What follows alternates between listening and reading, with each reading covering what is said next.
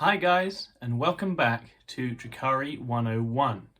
This is part 2 of our series in which we'll be exploring beginner tactics and techniques for new Drukhari players. I'm Tom, and I will be taking you through this episode. Very excited to get started. I'm full of cold, but hopefully that shouldn't come over too badly on camera, so we'll crack on regardless. In today's episode, we're going to talk about 5 things which I think are really key for new players to understand if they're going to start using Drukhari in an effective way. The first is our army-wide rule set, Power from Pain, and the effects that that has for your force. Second is thinking about delivery and transports. Then we will be talking about the concept of trading and how that can help you to play Drukhari, before moving on to think about primary and secondary denial and how you yourself can score secondaries as a Drukhari player. So without further ado, we'll get into our component sections.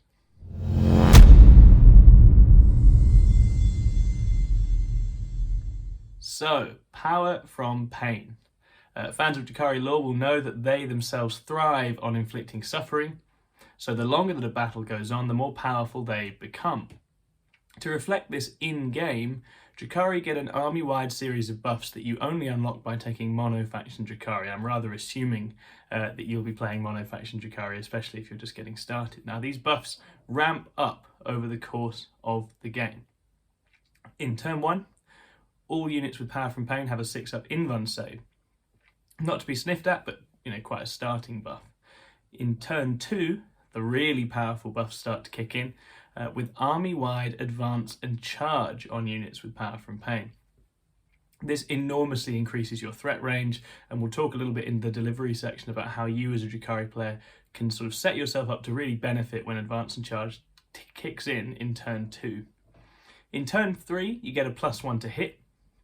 This is really worth remembering on some Drukhari units, especially if your opponent tries to apply negative modifiers to hit. You can cancel that out, and it makes some of our big, scary combat units even more dangerous than they already were.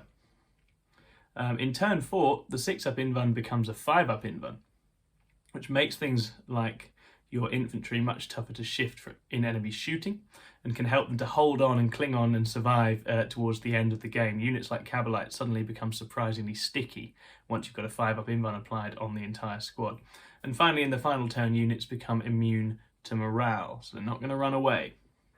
So that's very handy as well. And as you'll see, these buffs ramp up, and what you end up with is a set of traits layered onto your units that make them surprisingly resilient just in that final couple of turns, but also give them an enormous boost to their damage and threat range in turns 2 and 3.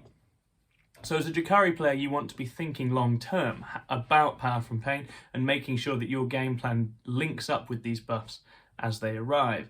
Turn 1 can often be a quiet turn. We're a melee-centric army. We've got some good shooting, but there's a lot of good melee in there, and if you really want to use that and fully use the reach, you need to plan for turn 2 when your advance and charge is going to kick in a big way.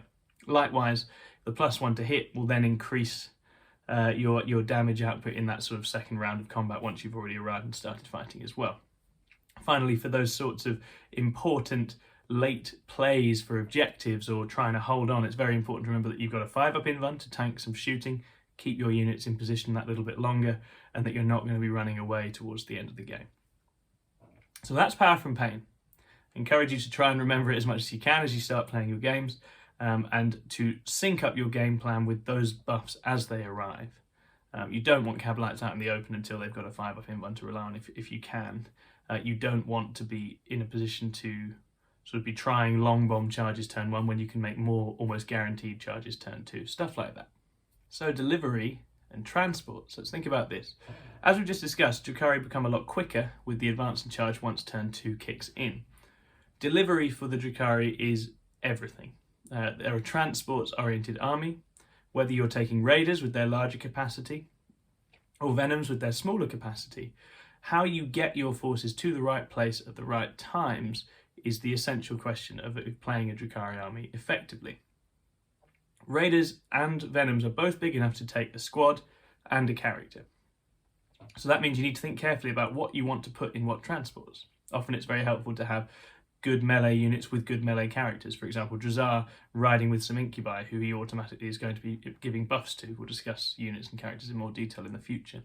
You don't want to accidentally have, for example, a melee character stuck riding in a boat with a shooting unit that doesn't want to get into combat. Say Trueborn, for example. Trueborn are a very shooty unit, they often want to hang back. So if you've got someone like Drukhari or a very powerful succubus character in a boat with them, they may end up not quite getting where they need to go at the right times.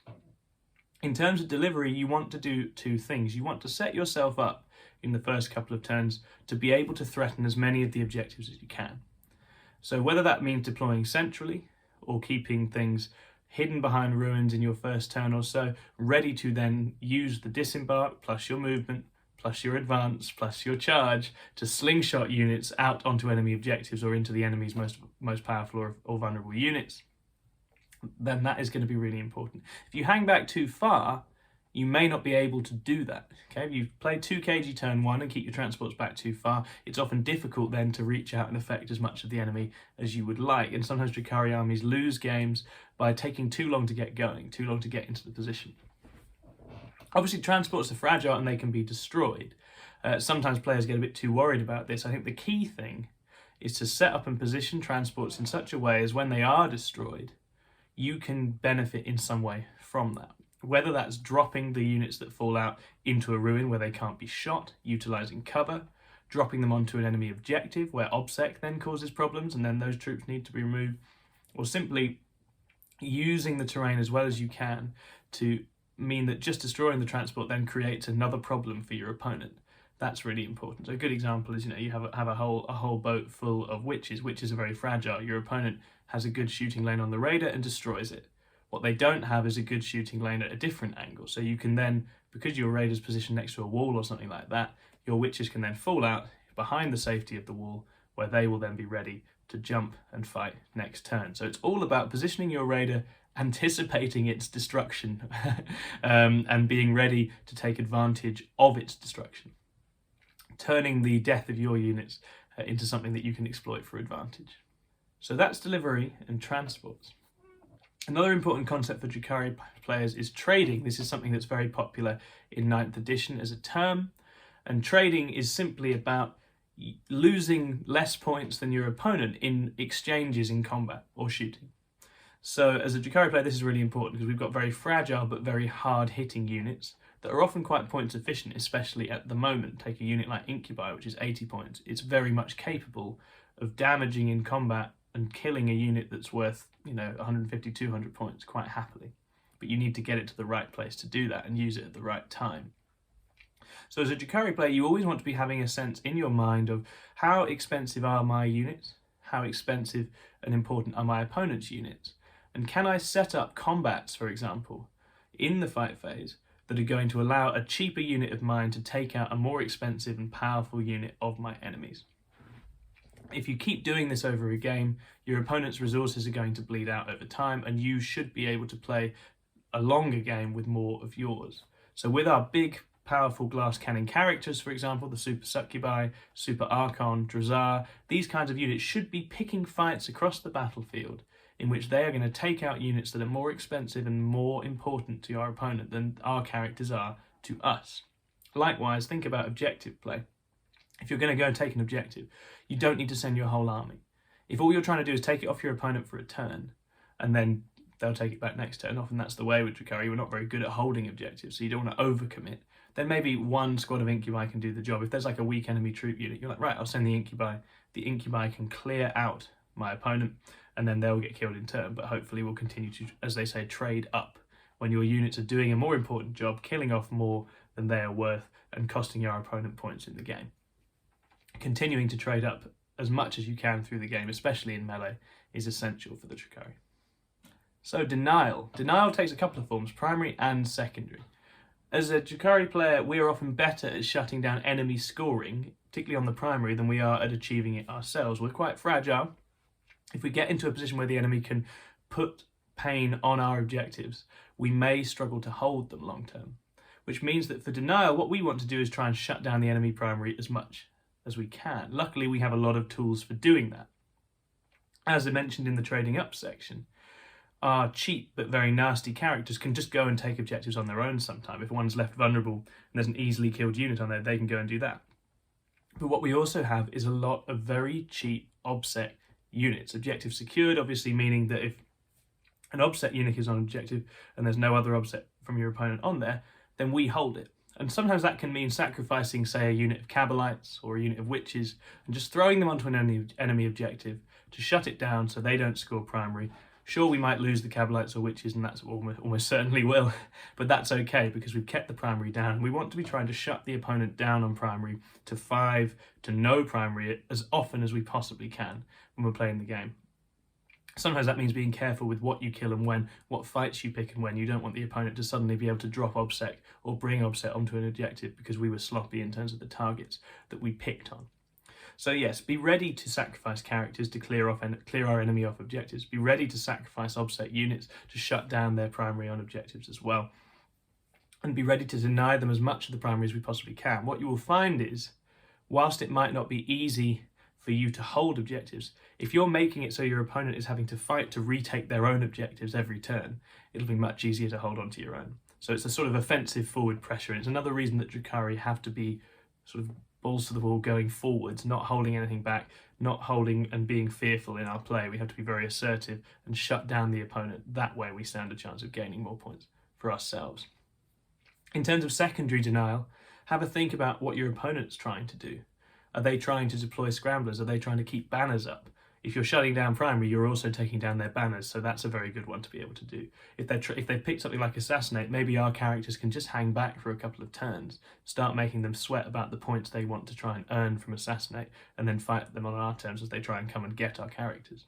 If they're trying to deploy Rod, for example, retrieve Octarius data, and they're hoping to deep strike in, use your huge carpet of cheap tiny units to spread out on the board and give them less and less opportunities to come in and to do that. Likewise, if they're picking something like Engage or Stranglehold that forces them to come to us, be ready to use your melee capacity to absolutely push the opponent back and try and hem them in so that they can't consistently score secondaries without sacrificing their units to us as much as they possibly can. This works well on other Drukhari, incidentally, as well. Finally, secondary scoring. Now, Drukhari have one very good mission secondary from the book, which is called Herd the Prey, and that's about screening out your opponent from table quarters at the end of your turn, getting 2 points for each table quarter your opponent has no units wholly within. In a game where your opponent wants to play very defensive and hang back, this is a good one because you know that they're going to want to not come too close to you, so you can take advantage to try and get 2, 4, 6 points on table quarters by hemming them in as much as you can over the game. There will be games where this is a bad pick though. If your opponent has lots of quick stuff and is very happy to come to you, or if your opponent's really resilient, like Death Guard for example, and they're sticking Plague Burst Crawlers or Mortarion in a quarter, you're not going to hold it. So take stock of your opponent and the way you think the game is likely to go before you use Herd the Prey. It's a bit of a flat track bully secondary, I find. It's good into some matchups, but it can go really wrong as well. Other secondaries Drukhari are really good at is anything that involves movement and the capturing of objectives. So things like Stranglehold, Engage on all fronts, things that allow all your cheap little units to do actions and score you points like raise banners or retrieve Octarius data, or again you can be throwing away a cheap obsec unit to take an objective and deploy a scrambler at the same time, or you can put up a load of banners and then your opponent's going to be too scared to come to try and take you off because you've got too much melee threat. These kinds of secondaries really suit us. Obviously, killing-based secondaries are great as well. If your opponent has lots of characters, then Assassinate can be good. If they have lots of Psychers, Abhor the Witch is great because we don't have any Psychers. But one important thing to bear in mind is that killing-based ones obviously always give agency to your opponent. They give them the chance to make you play a certain way. And if they play defensive, which they're probably going to want to do anyway, it can then shut down your secondary scoring. So you can have a situation where there's a bunch of Death Guard characters you want to kill that you can't reach, and your opponent knows if I just keep my stuff back and force him to come to me, then that's going to buy me time and buy me points. Stay away from grind them down. We have lots of fragile, easily killed units, so as a general rule, we don't want to be trying to play the kill more across the game. That doesn't tend to happen all that well. So those, I think, are the sort of core introductory tactics for the sort of the basics of how you want to try and use the army.